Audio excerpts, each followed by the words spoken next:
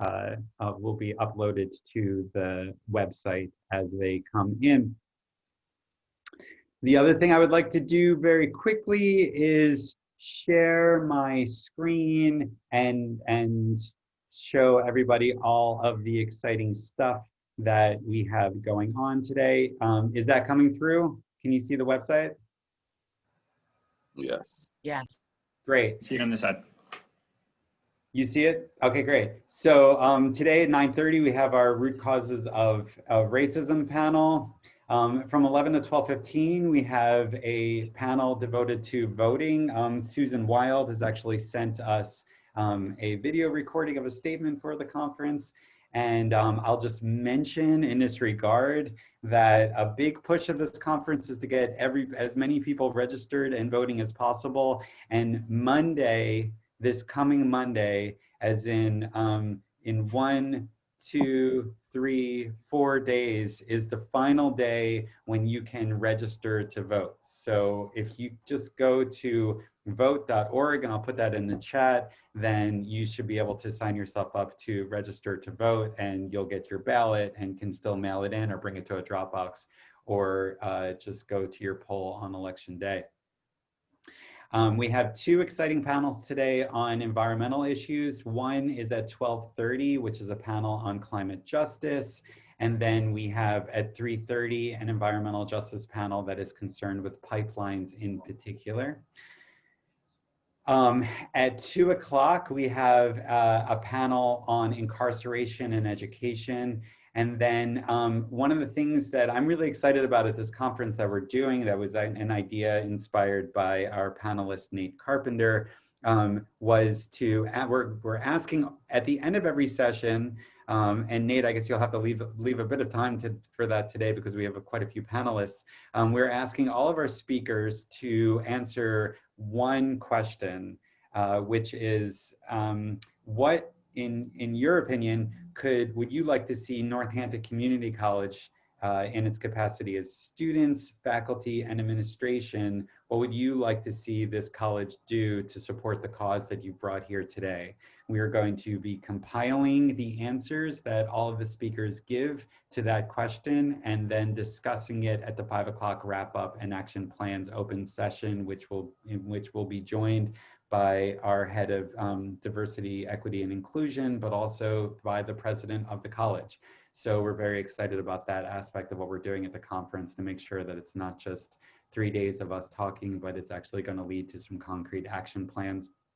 At the end of every day, and today is no different, we have the screening of a locally produced documentary followed up by a question and response from the creators. And tonight, I'm very excited to say that we'll be broadcasting the premiere of a locally produced documentary called The Black Poets Project, The Beautiful Needful Thing.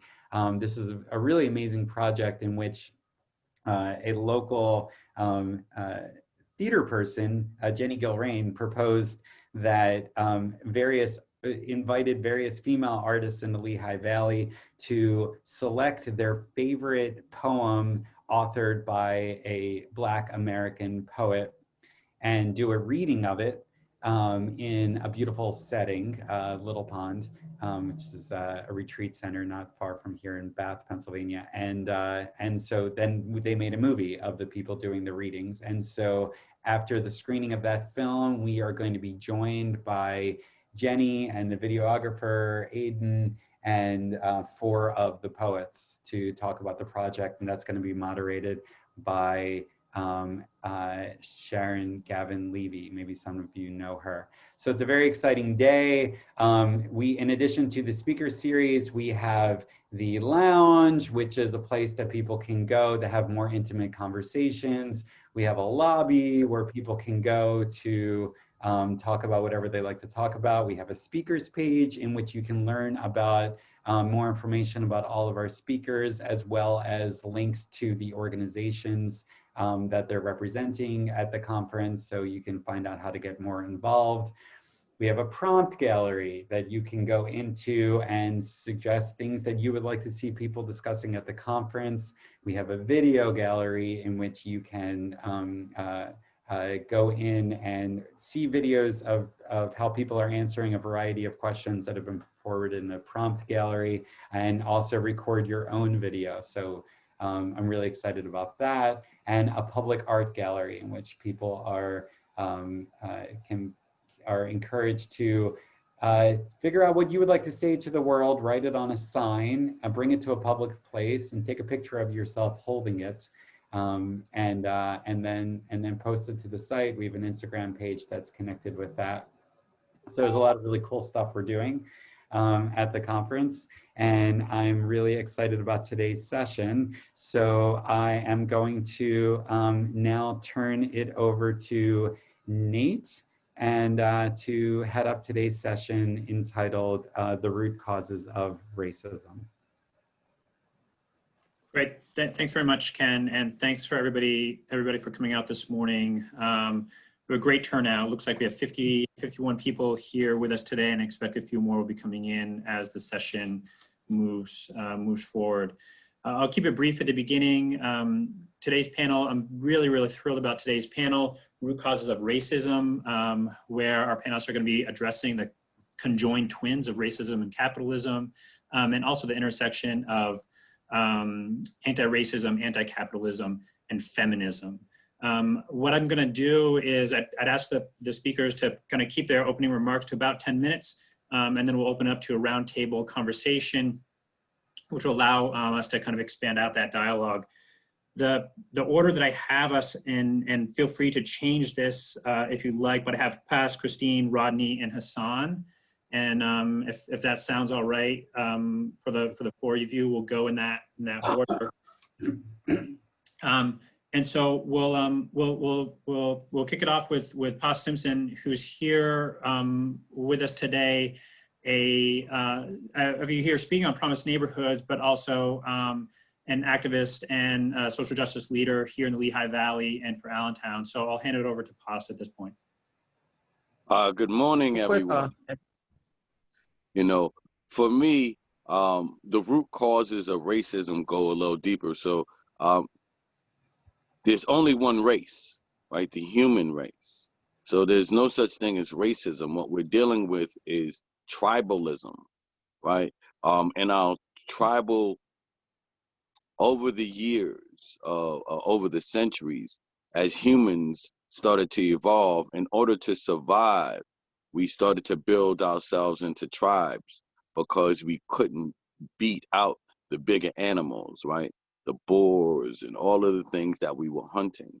So in order to survive, we decided to create senses of belonging, which then became tribes. These tribes over long periods of times became countries, and these countries, now following European culture, started to get into individualism. Once we start really finding and following individualism, we also find that a lot of our racist tactics are based in some of the things that some people deem science, right? Because there is a dominant and recessive gene. Just out of survival, out of the need to survive, the recessive gene, which unfortunately in this case, according to Darwin, would be Caucasians.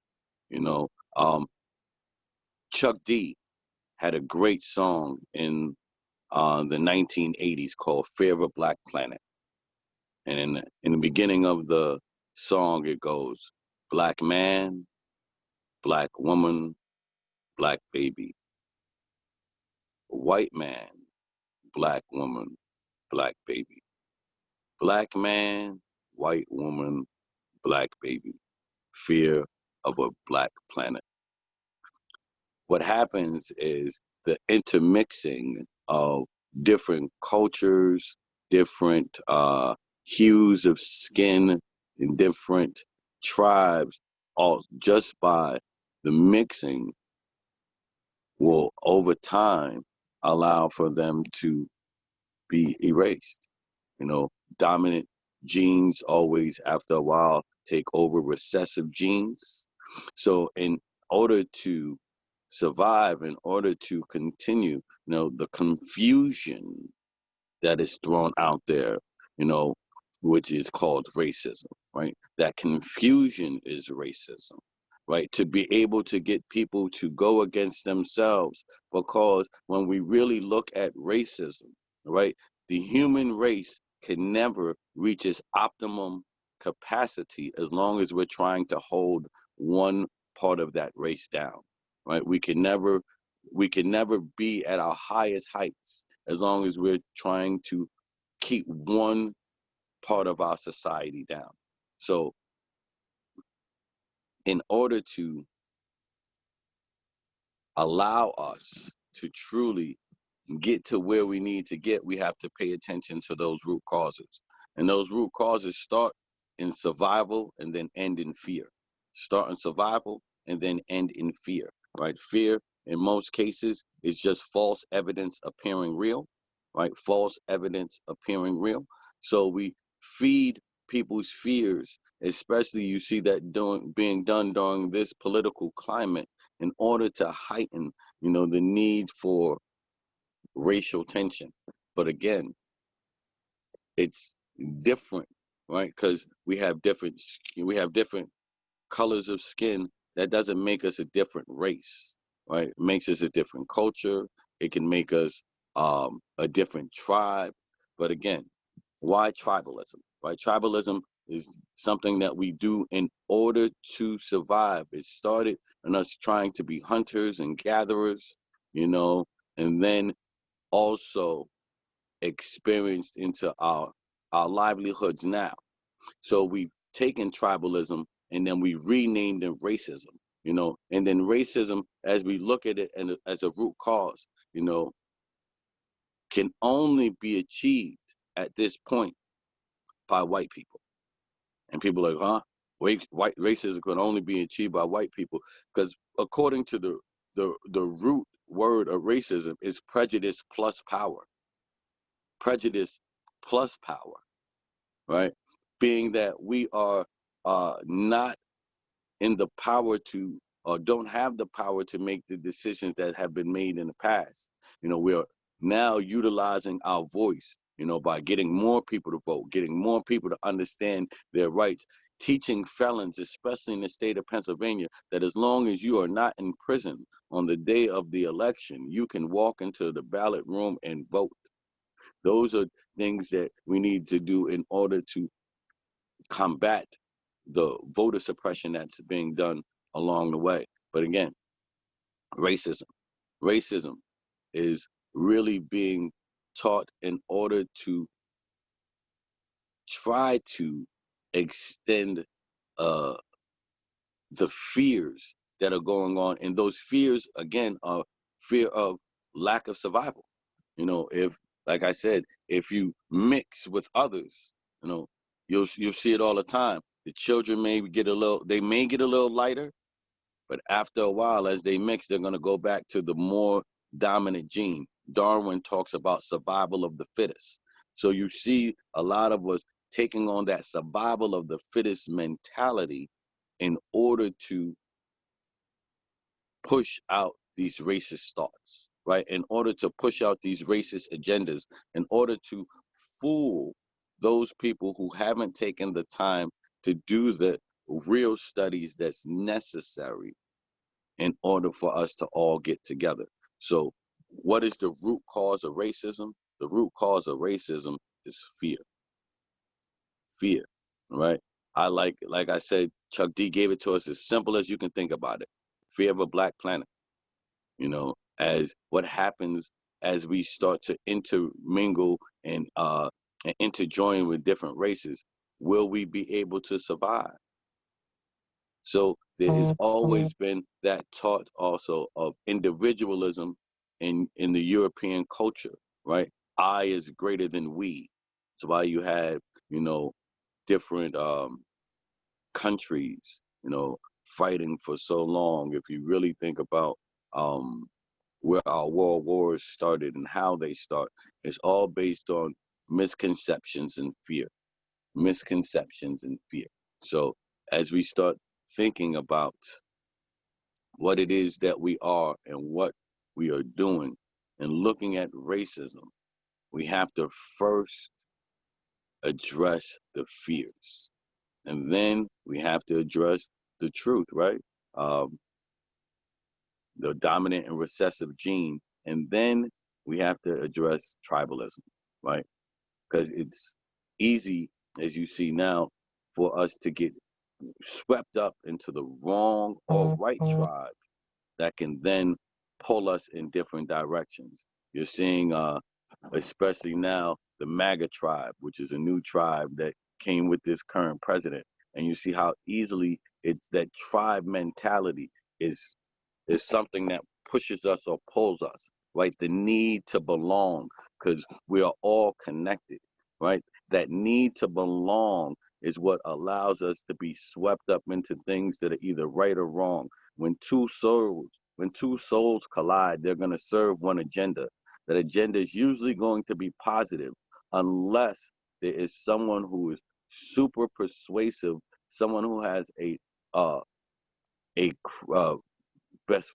personality that you can follow behind, that whether it's good or bad is going to lead your crowd. So a great example of someone who didn't have a good agenda but had the personality to do it was someone like Hitler, right? Hitler led the Germans into taking on to something that was something so wrong because of their need to be a part of something. So when we're looking at racism, don't look at just racism, look at what tribalism is and how that gets the crowds to move in the wrong or right direction. That's my intro. Great. Thanks very much, Paz. And just to very quickly, as people are listening, feel free to drop in comments and questions into the chat, and I'll help moderate that when we round out the four speakers. So that you know, sort of comments there about fear and survival, and also the significance of prejudice plus power, I think are going to be critical to this conversation.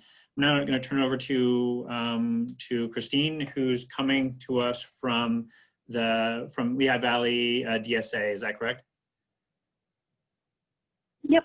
And I am using my phone audio because my internet is bad, so I apologize if anything is janky. So yeah, hi, my name is Christine O'Donovan Zabata. I'm the co-chair of the Lehigh Valley Democratic Socialists of America. I know some of you already in a different role as the regional field director for Planned Parenthood Pennsylvania Advocates, which is my day job. And so I exist in two kind of different worlds in terms of organizing.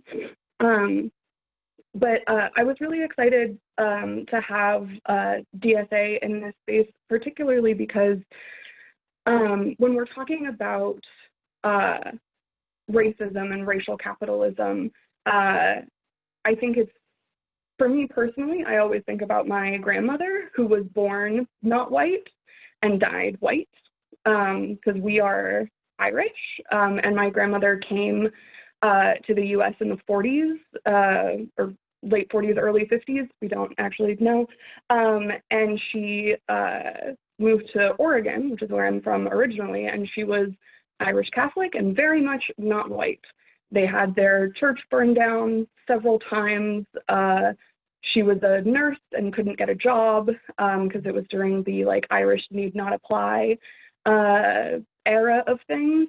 But then magically, you know, she was here for 10, 15 years, and we had JFK, and basically Irish people started having money, and suddenly she was white, which she would always, when I was growing up, she would talk about a lot, because we, the euphemism that we use in my family is that our family is somewhat politically involved back in Ireland, very much in the anti-imperialist struggle against England's occupation of Northern Ireland and all that fun stuff. And so she had this very visceral memory of being less than, of being like during the potato famine, the Irish were considered like lower than rats.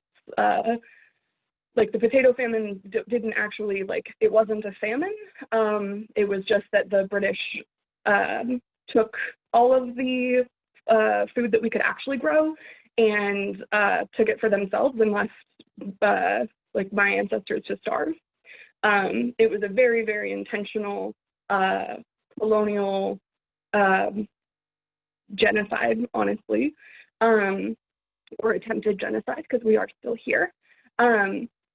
But because we got power, like exactly like Paz was saying, like we got power, and with racism being power plus prejudice, once like, you know, my Irish ancestors got some power in the US, suddenly we were white. And there might be that still some of the like residual family memory of prejudice against us. No one in my entire life has ever thought of me as anything but white. I mean, come on, I'm the palest person alive. But the point of that is that race is a construction.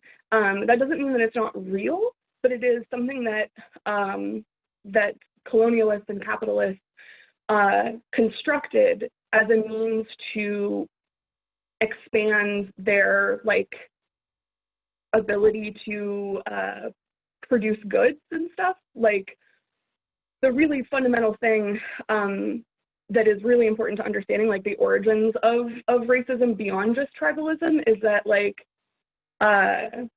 Europeans went to Africa and they were like, damn, we have guns, these people don't. And so it's going to be easier for us to like load them on boats and enslave them. So we're going to create this narrative that like they are savages, that they are whatever, they are violent. They need our loving hand, as the Clancy brothers always said about England. We needed they needed the loving hand of imperialism to raise them up out of the mud. And that was a completely invented and fake thing that they did exclusively because they had run out of people to oppress in their own country. And the serfs and the peons were starting to rise up and saying like, oh no, actually, we deserve the fruits of our labor and we deserve to eat just as much as these lords do. And as soon as that started to happen, then they started going elsewhere to find that labor and that land. The same thing happened in the United States. They came and exterminated Native people here, just exactly like the English did to the Irish. And they did it exclusively and explicitly for capital. They did it because it wasn't some like, oh, we love to explore and we're going west because we love exploring and finding new places. No, it was about they needed farmland. It's always been about needing farmland and needing labor. So the whole history of the United States is basically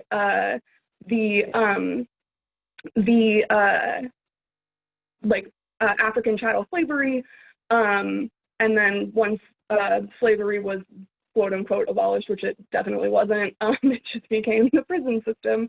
Then it became a matter of importing poor Italians, poor like French commoners, poor people from all over the place. And today, like I think it's particularly telling when you look at the prison system today. With like during COVID, they shut down all of the functions of a prison except for to be a prison and the factories. They shut down like food delivery. They shut down school, like the schools that do exist in prisons.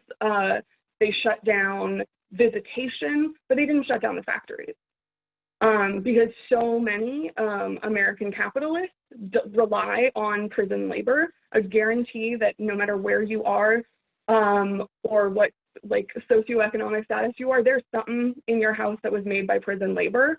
It just is a massive part of American capitalism at this point, and it's a direct line from slavery to carceral capitalism. Highly recommend Angela Davis. Just like read her; she's going to say it better than I could. But when we're talking about these like the way that race sort of exists, you can also see right now in Europe. There in Western Europe, there's been a huge influx of Eastern European workers who are lower income. They're the ones doing like construction labor and stuff like that in the UK. And they're definitely, I mean, like in terms of skin color, they are white. In terms of the prejudice that they experience, in terms of how much violence, yes, Ken. Our Prisons obviously is one of the best books I've ever read. But in terms of the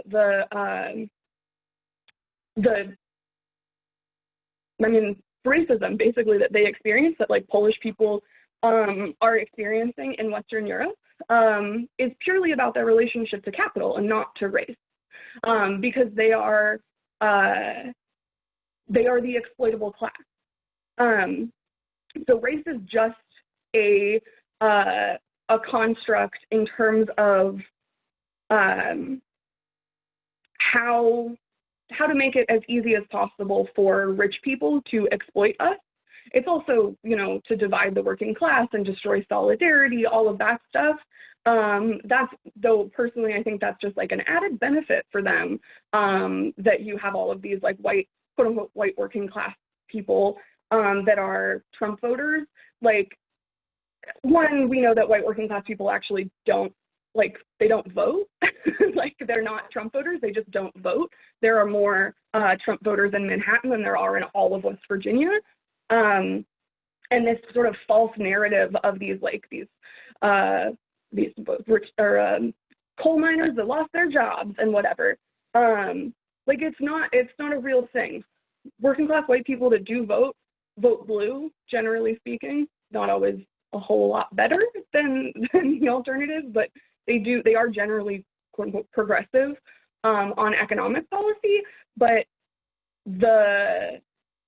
they've just created this narrative that it is, it's the poor coal miner versus the inner city, whatever, like Black kids in high school, and they're competing for, you know, jobs. And it's like, no, there's 70,000 coal miners in the United States. Like, they create these false narratives to try to destroy any kind of solidarity between the working class in different states, different areas. I know I have my 2-minute warning, sorry, Nate. But one last thing, when we think about, I think a really good example of this is hospitals. Folks might know in Philly, Hahnemann Hospital was shut down because it wasn't profitable enough, because it was in a Black neighborhood, or it was in a lower socioeconomic status neighborhood, but it was a Black neighborhood.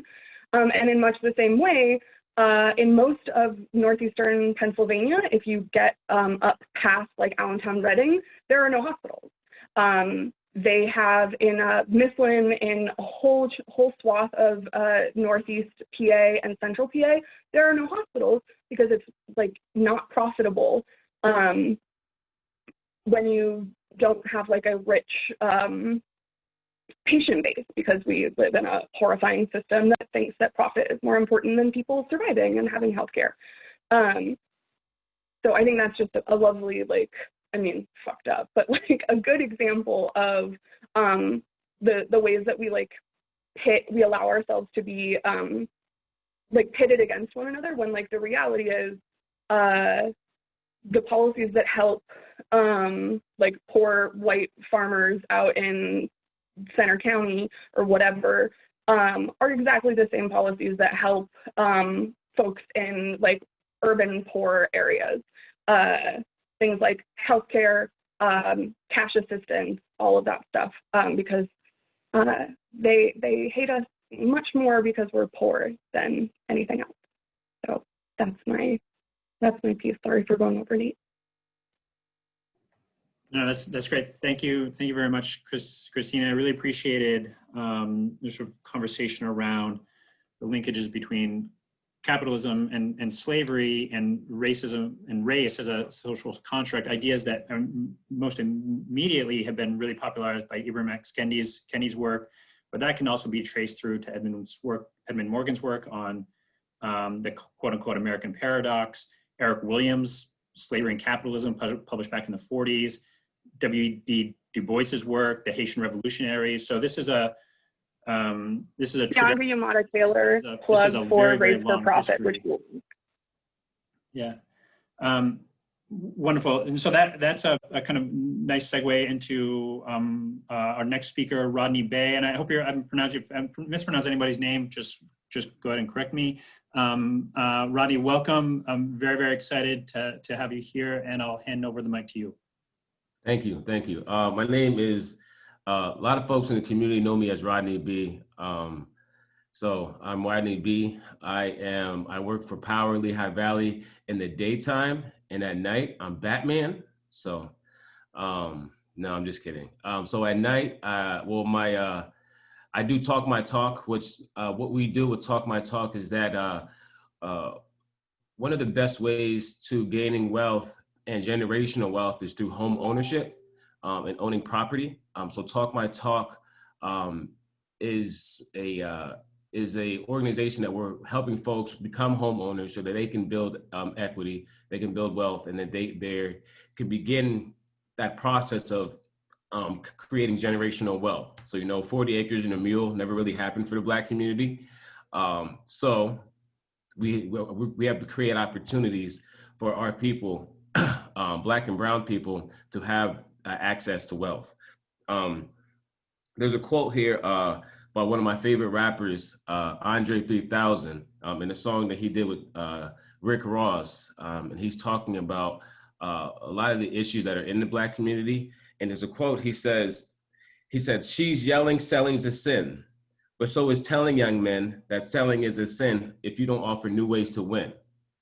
And when we talk about racism, I talk about racism through the lens that I've been living in America my entire life.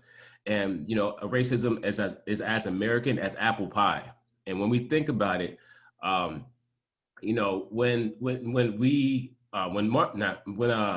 Abraham Lincoln abolished slavery, it really wasn't about the moral factor that slavery was bad. It was about the economic factor that the South was making too much money off of the backs of Black people, right? And we talk about how through time our economy would not fester and survive if it wasn't for some form of free labor. So as Christine was saying, in the 13th Amendment, if you're incarcerated, you are getting cents on the dollar compared to if you were working in these factories outside of that. And like she also said, you can look at household items, our license plates and so on. JCPenney, Wells Fargo, Nike, all these companies invest in privatized prisons.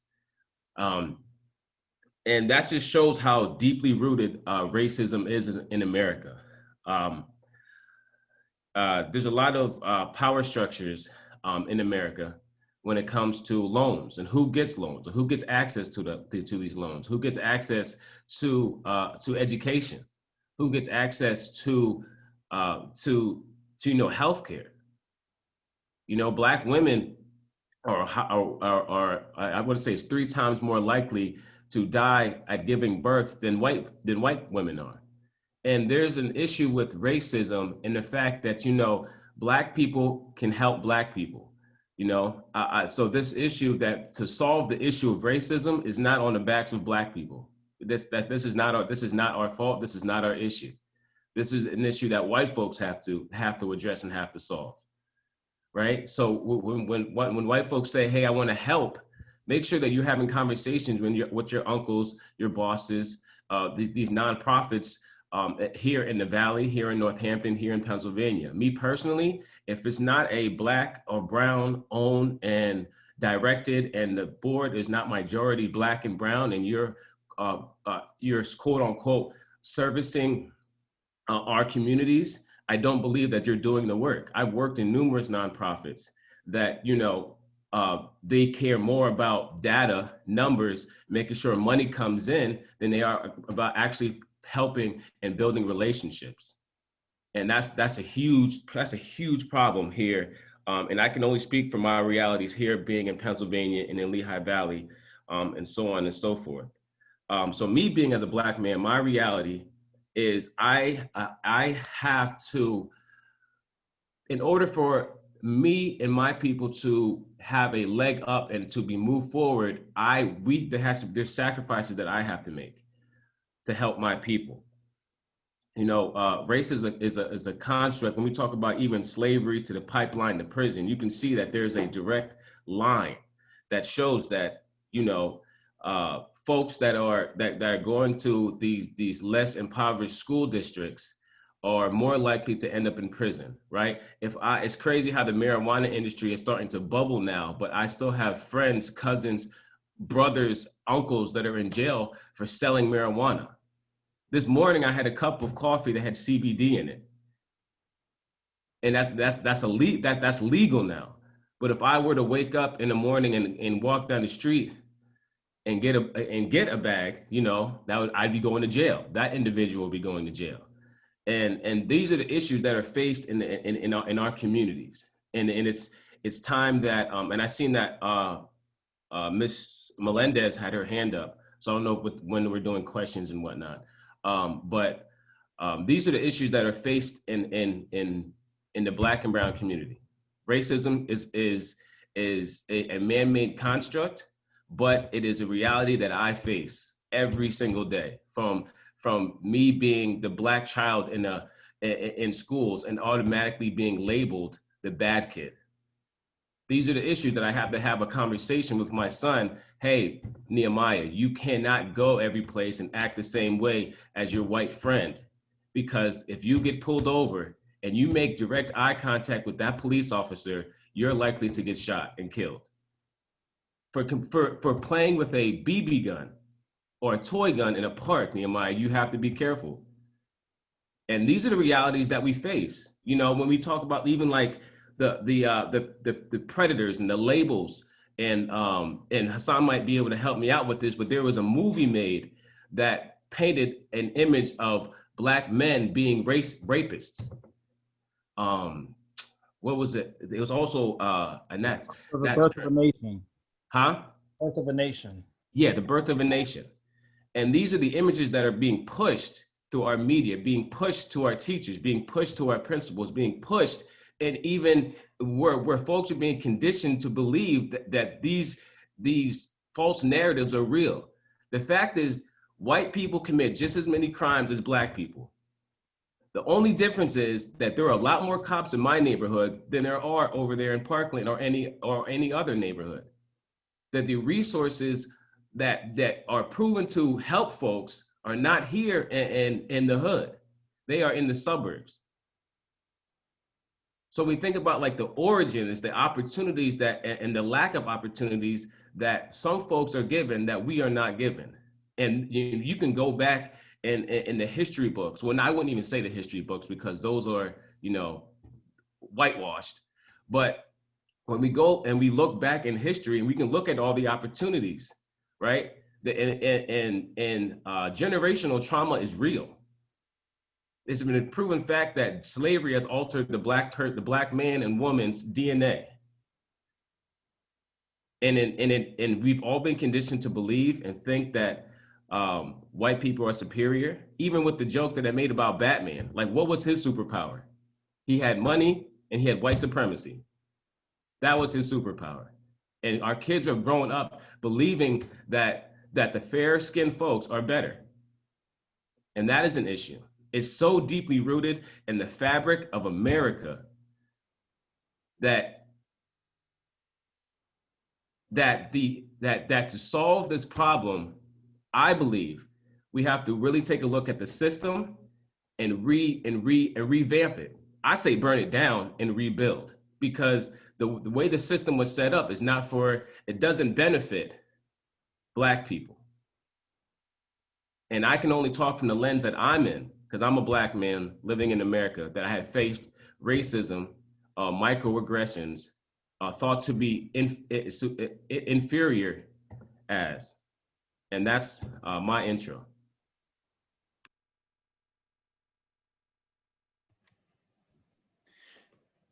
Thanks very much, Rodney, for that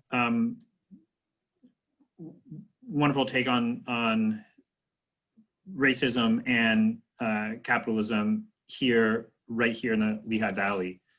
Our last speaker today is Hassan Batts, and Hassan is going to be speaking to us. I'm not sure if you're going to be speaking to us about your kind of activism as it relates to incarceration, or if you're going to be talking about Promise Neighborhoods, but I'll let you do the introduction. Thank you very much, and I'll hand the mic over to you. All right, thank you. I am just going to respond to the intro question of the root causes of racism, and then we'll open the space for further elaboration. So when we talk about racism, we're talking about white supremacy. And I haven't heard that said yet. Maybe I missed it, but I want to be clear. We're talking about white supremacy. And white supremacy is the religion of the United States of America. So we're talking about a systemic, structural religion, way of functioning that exists all across this country in every way. Every time you turn on the television, every time you open a magazine, every time you go on Facebook, every time you go to school. Rodney talked about the books being whitewashed. Every time that you send your Black child to school, your Black or brown child, they're being infected with white supremacy. Every time you send your white child to school, they're being infected with white supremacy. And it's pervasive, and it's internal and it's external. So Rodney spoke to that some, the fact that his Black children have to wrestle with what's called internalized racial oppression, right? So when we talk about racism, we're talking about power, we're talking about privilege. And today, when we talk about neo-racism, the racism that currently exists today, not the lynching type racism in your face that's being revitalized, right, during the current climate, but the racism that we traditionally see is denial. So we're talking about power, we're talking about privilege, and we're talking about denial. And we want to be clear that racism is trauma. NYU School of Social Work, I think it's the Silverman School of Social Work, put out a report, The Trauma of Racism.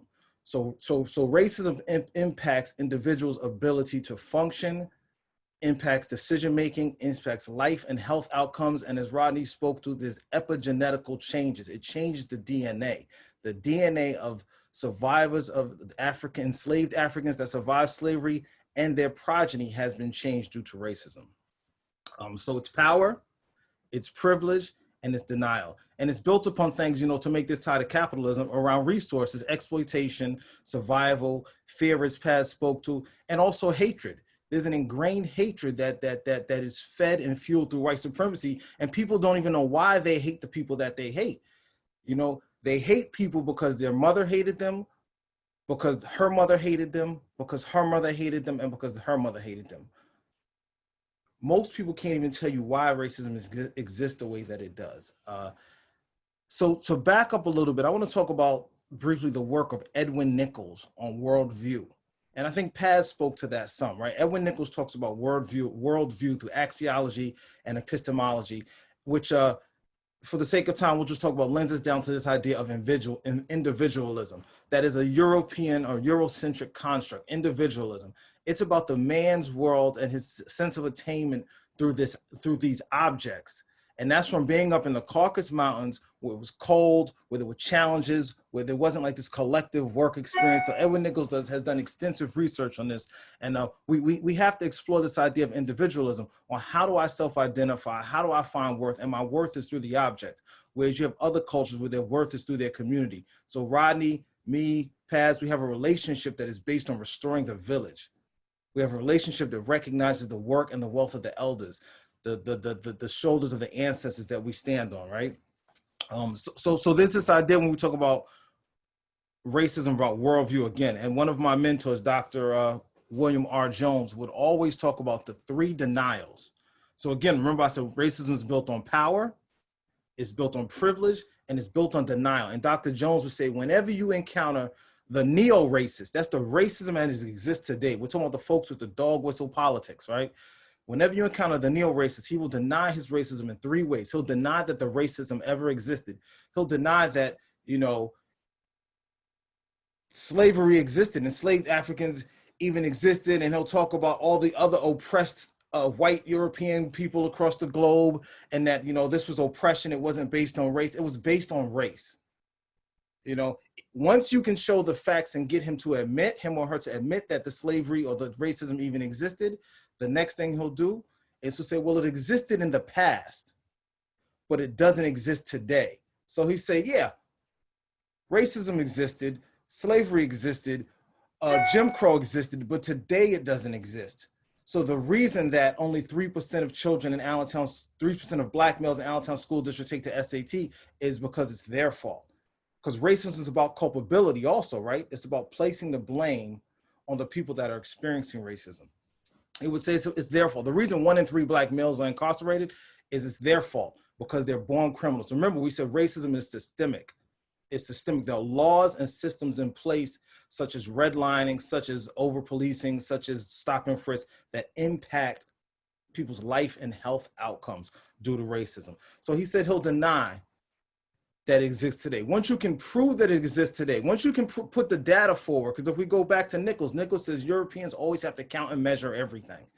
Something doesn't exist unless you can count and measure it. So once you can prove through the data that the racism exists by the outcomes, then what he'll say is, yeah, the racism still exists today, but I am not culpable.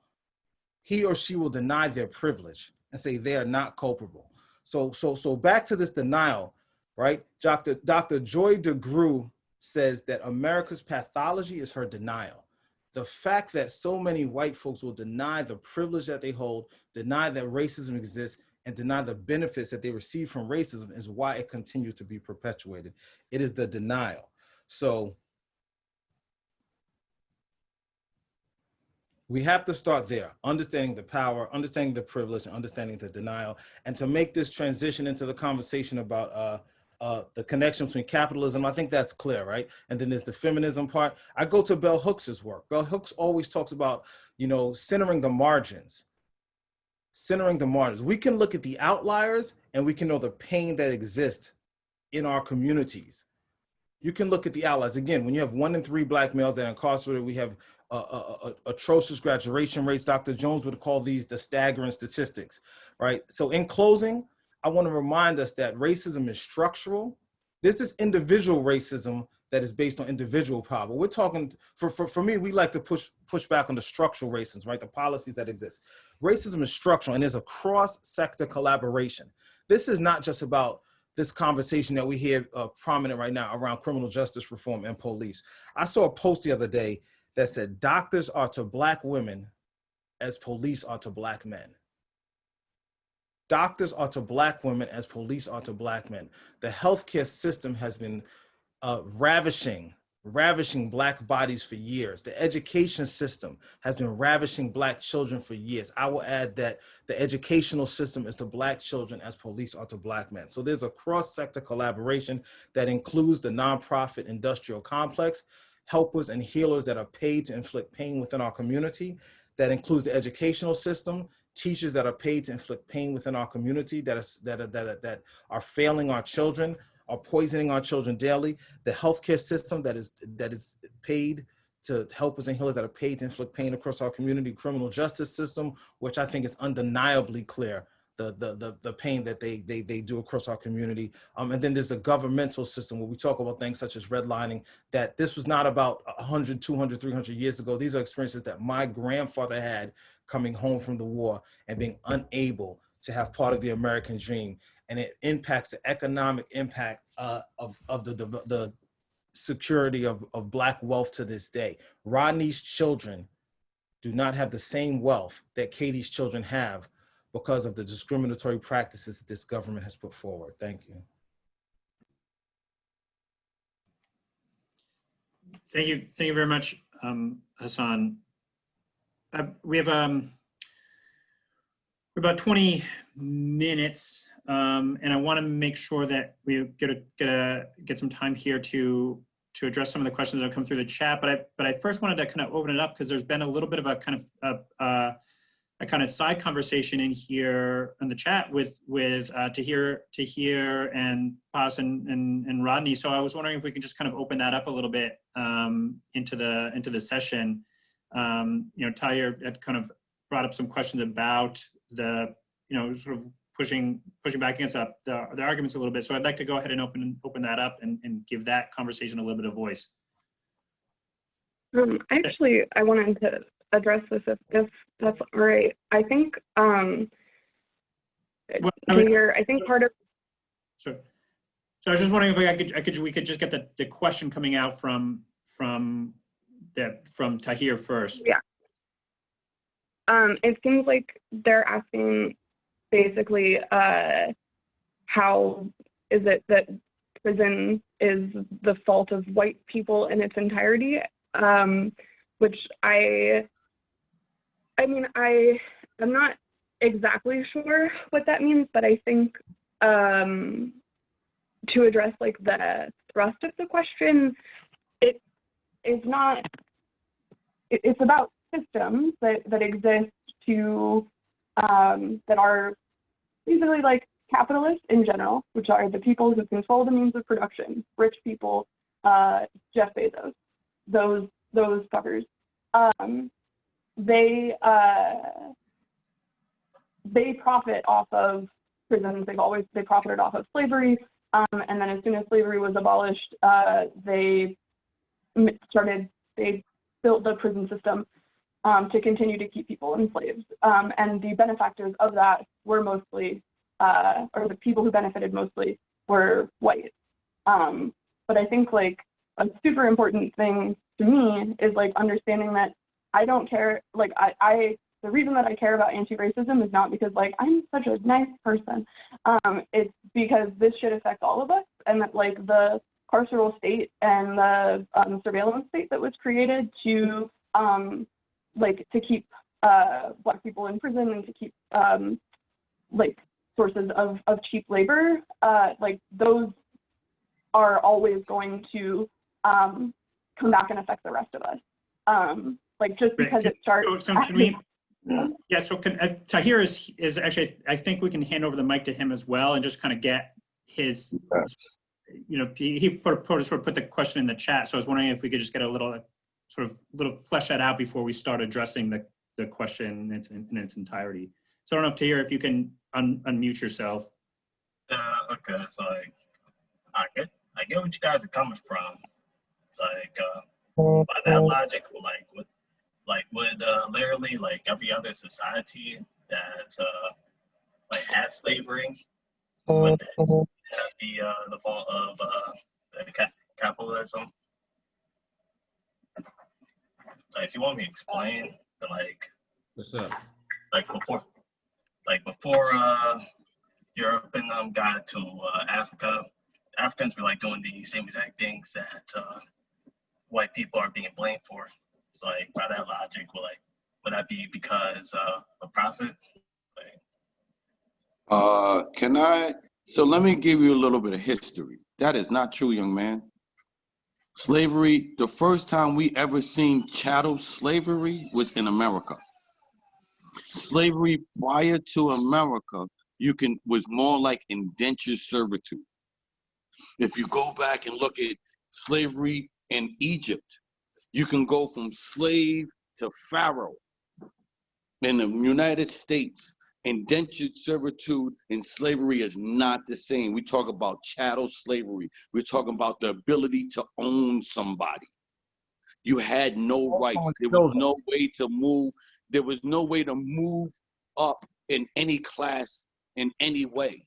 So when you talk about past slavery versus U.S. slavery, it's not actually, you have to, not even U.S. slavery, you got to talk about the slavery in the Americas. In the Americas was totally different. That's why Toussaint Overture, threw the first set of Europeans out in Haiti. And if you pay attention, right, what is the poorest country right now? Haiti. Because Haiti was the first one to fight and get their freedom. The lack of resources poured into Haiti over the hundreds of years since Haiti got free can be compared to any other country that's fought for freedom. But you can't say that what they did in Africa and other places were comparison to what they did in the Americas, because this is all new. Chattel slavery was perfected, invented, and done in the Americas. Yeah. And, like, just for by you. that logic, when Egypt and them had like started that, like, No, that you cannot say Egypt started chattel slavery if they didn't have chattel slaves. That is not the same thing. We would But say they you still can say had we started. slavery. So yeah, You so can- like when you talk You can about say we slavery in started other indentured places, servitude. Oh no, Yeah. you can say we started indentured servitude because the slaves are more like indentured servants. They were not the same. They were not property of. You had, so you have to understand. It was slavery. They were property of a person. You could do whatever you wanted. I studied from it as youth quite a while, and that's exactly how it worked. You owned another person. They were your property. So do you understand what indentured servitude is? Yes, sir. I do. So indentured servitude, that's what slavery was prior to. Prior to the Americas, slavery was indentured servitude. Not at all. Yeah, at all. Show me any other society who couldn't work for a slave. Because in Rome, you owned another person. Whether it was having to be a conquest through debt. Yes, that is more akin to indentured servitude through the debt way. Can you identify yourself? Because this is not fair at this point. I'm gonna take moderator's prerogative here for just a second, because I want to make sure that there's we have time. And the history of I think the history of slavery and the development of slavery in the Atlantic world is fairly well established.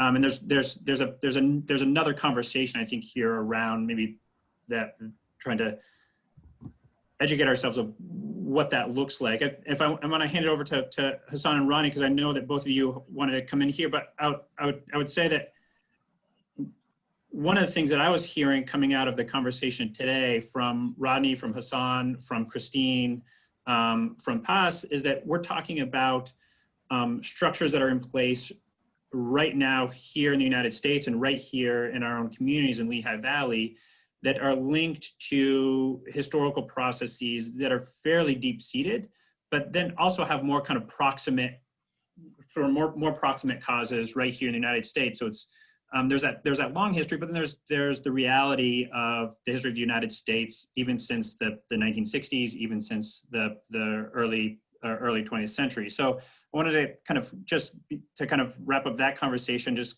bring in Rodney and Hassan and see if you have anything else to add there. Yeah, I mean, when we're looking at structural racism and like the different opportunities one group of folks have compared to other groups of facts, I can just go back to the first time I bought my home, and the fact that I didn't really know what I was doing, so I went to a bank. The bank said that you need this much down. I'm like, okay, I got that. The next week, 2 weeks later, they're like, okay, well, you need $2,000 more than that. I'm like, okay, well, I guess I'll figure it out. And I came back and like, yeah, all right, now you have this amount of money. All right, well, actually, you need another $2,000 down. And we went through this cycle of like how that structural racism impacted the way that I was able to get a loan for a home that I can later build equity and create generational wealth. And when we look at the structural issues inside of our schools, we're looking at like how history is whitewashed, right? We look at the fact that the Indians were bad and that the Pilgrims were good. and we look at like one chapter of Black history where it talks about Martin Luther King, but how many people know who Marcus Garvey is, or whoever knew about who Angela Davis is, or who do we know who Haile Selassie is, and what the Black Panther Party really was about, and the fact that WIC was birthed from the Black Panthers, and how all these how Black history isn't really embedded into our curriculum, and like how even like opportunities are not the same, right? When we're looking at the resources, right? Allentown School District students per pupil average is $6,000.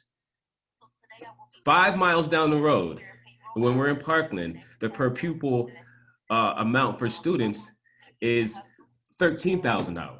And that's a huge difference. Where Parkland had to flip a switch for education, Allentown took 5 weeks for them to get that education, and it's still not equivalent. So that's structural racism. These are the issues that are happening in our Black communities at this moment. The fact that I can walk down the street and be stopped and frisked and fit the description of somebody that robbed the house 2 blocks away with the white coat, but that doesn't happen to my white friend. These are the issues that we are facing in our communities in this present day, right now. So when we talk about vote or die, this election is imperative. My life is literally on the line. My wife's life is on the line. My kid's life is on the line, and that's the reality that some folks are privileged not to live. That's privilege. You don't have to worry about the struggle. You don't have to have that. The conversation that you have with your 13-year-old is the bees and the birds conversation. At the age of 7, I had the conversation with my dad. Rodney, you cannot look a police officer in the eye. Why? Because the man with a gun is intimidated by a 7-year-old child. And I'll pass it off to Dr. Betts. Okay, so about the voting thing, so like, what exactly is like the concept of vote or die? Like, can elaborate on that? Like, Yeah, absolutely. So when we're talking about vote or die, these are policies are put in place that directly affect me. Stop and frisk. Have you ever been stopped and frisked for just casually walking down the street? And then we have the fact. I'm sorry. I said a couple times. You have been a couple times, and then the reality of that happening to me or you, and I'm assuming that you're Black. Yeah. Okay. Yeah. So the reality of that happening. 1 minute, Rodney. Tahir, ask your roommate, has he ever been stopped and frisked just walking down the block? Me? Have I ever been stopped and frisked? Yeah. He said yeah. He said he was stopped and frisked.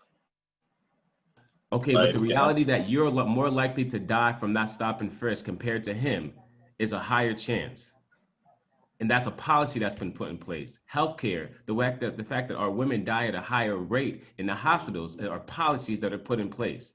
The fact that my brothers and sisters are in jail for selling marijuana while white companies are benefiting off of the marijuana industry are policies that are put in place through voting.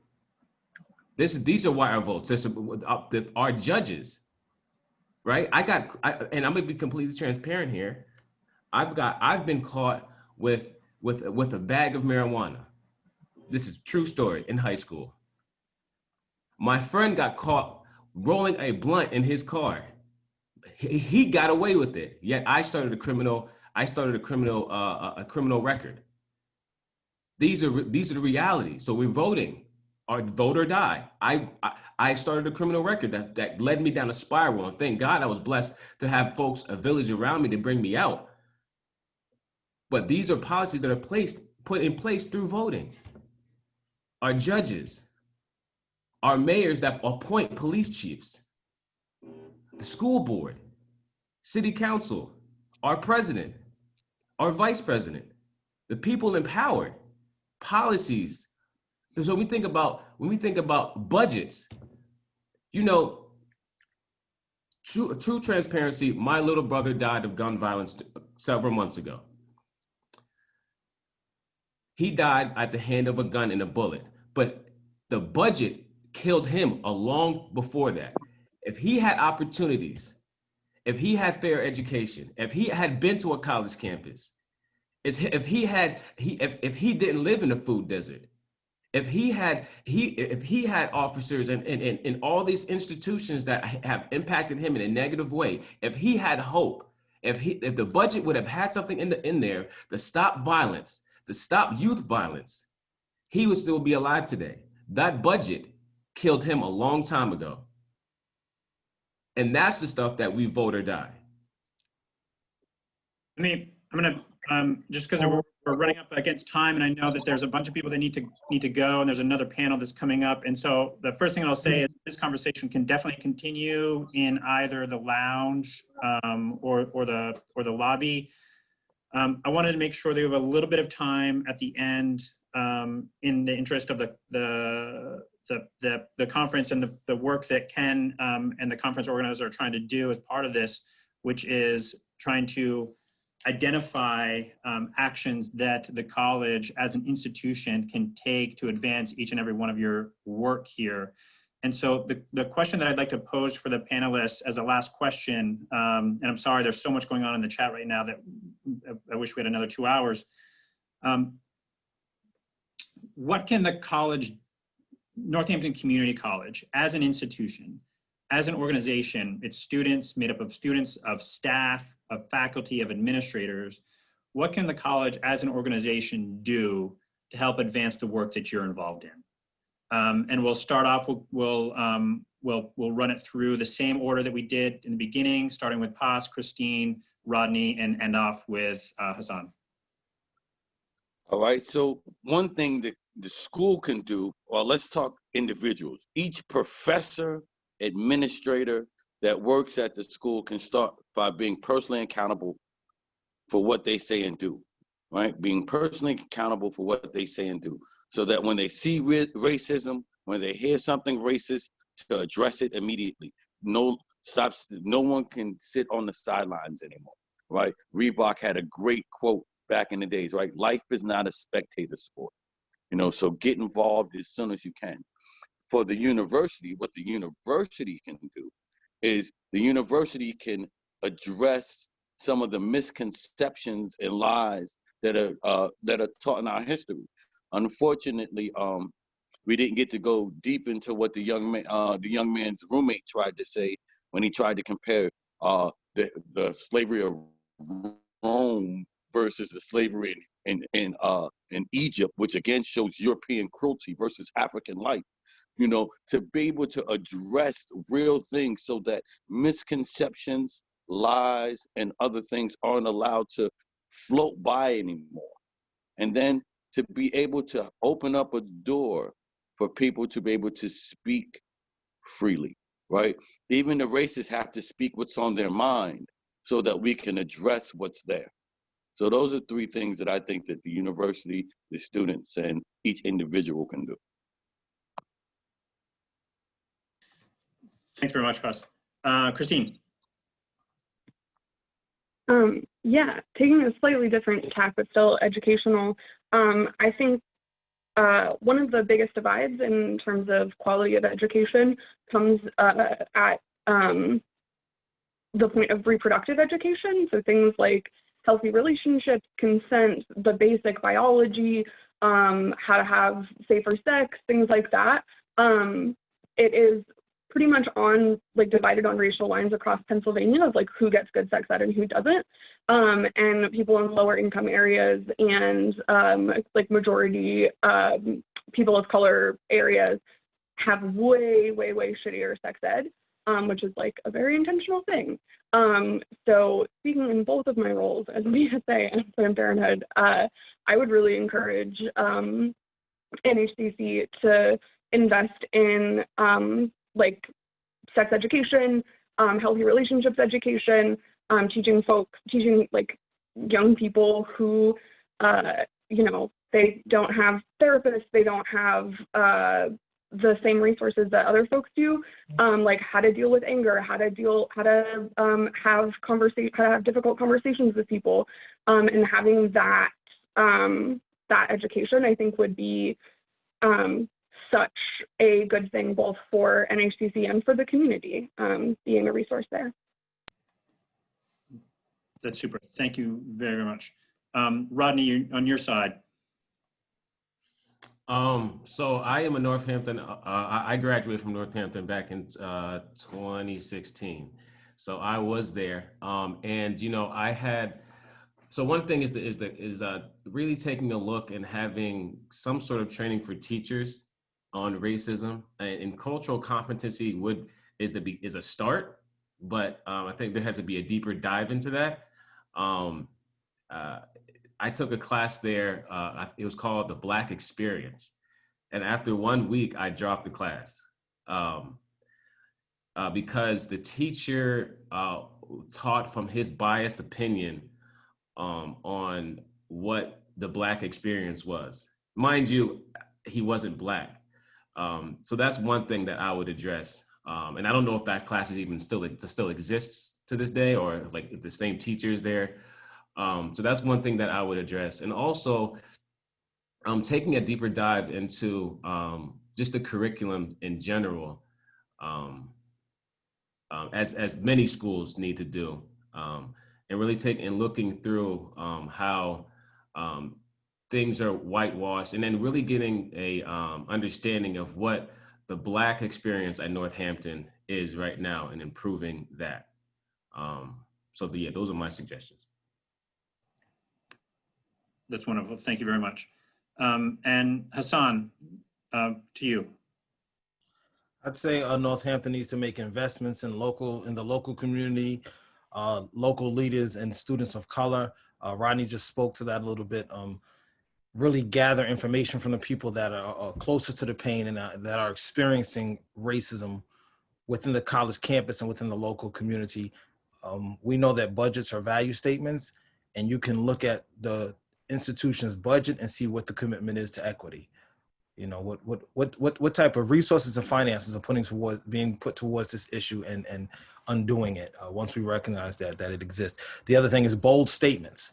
So bold statements when issues of racism and white supremacy bubble up within our community locally and within our society as a whole. The school needs to make it clear boldly what their position is, what your position is on them. And then recognizing, again, that racism is trauma and providing culturally relevant supports and healing spaces for students as they, and faculty and as such, and making sure that there's a reflection of the community and students being served within the leadership, within the staff, within the faculty, and doing that, not saying, it's not enough to say we can't find faculty of color. You know, you have to be committed to it. You have to really look at it. I'll give a brief example. Is I applied to be an adjunct at Northampton many years ago. Didn't even get a call back.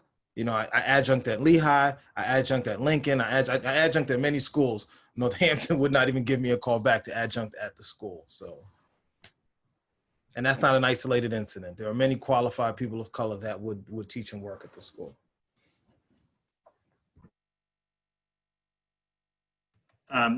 This was a really, really excellent end to what I thought was a fantastic panel. An excellent end in the sense that there are some really strong takeaways here that I hope that we'll take up at 5 o'clock today, and the president is going to hear.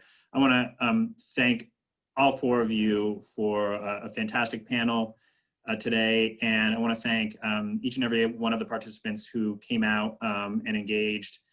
Thanks very much, and thanks, Ken, for organizing. All the best. Thanks everybody for coming. Thank you so much to the panelists. Thank you, Rodney. Thank you, Christine. Thank you, Paz. Thank you, Hassan. Thank you to all of the participants. And we have a lot more going on today, so I look forward to seeing people come out and discuss issues. The lounge and lobby are open if people want to continue the conversation. And to our panelists, a special invitation to come out for the 5 o'clock wrap-up session today, in which we'll be discussing with the president how to move forward as an anti-racist institution based on the suggestions that speakers have made at the end of their panels. Thanks a lot, and I'll see you all at 11 o'clock. People are going to make their way back for our next panel. Bye-bye. Take care. Have a good day, everyone.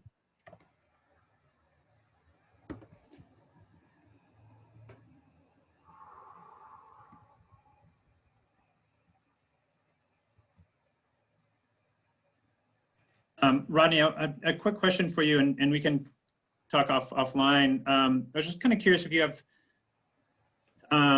we had, the college had invited John Hope Bryant to come in and talk at the college a few weeks back. And a lot of that conversation, I think a lot of what he does addresses some of the things that you were talking about in your comments around sort of like the ways in which wealth accumulation are structured and how to kind of change that on a national level. Do you have any interest in that conversation? Do you have any interest in the Hope Global Forum? Yeah, when is that? It's later this month. It's actually next week. Oh, okay. I'll Yeah. send you a link. And I think I just. There we go. All right. So, it's election time for me right now. So it would really be, I work with Power during the day. Talk My Talk is kind of my thing. It's election time right now. So I'm like boggled down, but I can lock you in if you give me like a date and a time, and then I'll just let you know like yay or nay. Yes. Let me just make sure I have, I've connected to you through Facebook now. So I'll send you a message through Facebook. That works. Okay, perfect. Yeah, thank you. I did want to get Miss Melendez had her hand up several times. So you said like the open discussions in the lobby. Yeah, the lobby or here. Yeah, there's a lobby or lounge. I don't know what the lounge. Yeah, it's the lounge. Are, okay. But yeah, I mean, I can do it here because I didn't want to felt like she got ignored because she did have her hand up multiple times. So. Oh yeah, sorry. I thought those were like reactions, like applause reactions. Oh, maybe that is what it was. I don't know. I did want to give her some space because she's still here. At first, yeah, they were reactions of applause, but I just wanted to comment on some of the things that you said in regards to the election. I think that you touched on some really touchy and good subjects, and I really want to thank you for educating the people on the call. I'm a graduate of Northampton. I'm actually Brittany's sister. She invited me to the call because she knows that I'm a social work major, and this is like something I'm really passionate about. So yeah, that's all I want to say. Thanks. Oh, okay. All right. Well, thank you. I appreciate that. I just want to make sure you had space. Thank you. Thank you. Thank you. And Rodney, if you have time, the next panel is going to be on voting. That's why I have the vote background. If you want to come and jump on that one a little bit, that would be awesome too. And that's what time? It's right after this at 11 o'clock. I might be, I'll jump in, and if I'll be multitasking. So if I'm not like presently there, I'm gonna jump in. If I can't do it, then I'll let you know. Okay, great. Rodney, Thanks, I want to Bye, Nate. thank you so much, Nate. That was not an easy one. You did a great job, though. That was, yeah. Rodney, I also wanted to just really, first of all, I'm sorry you had such a negative experience in the Black experience. And that I didn't even know that we had non-white teachers teaching that course. I mean, I personally teach a lot of Black Power authors. I teach a lot of Angela Davis, and I always feel pretty awkward, and I make like a major disclaimer sometimes for like a long time about the fact that I'm just existentially not qualified to be teaching this material. That said, the alternative is that I would be teaching them Plato and Aristotle the entire time.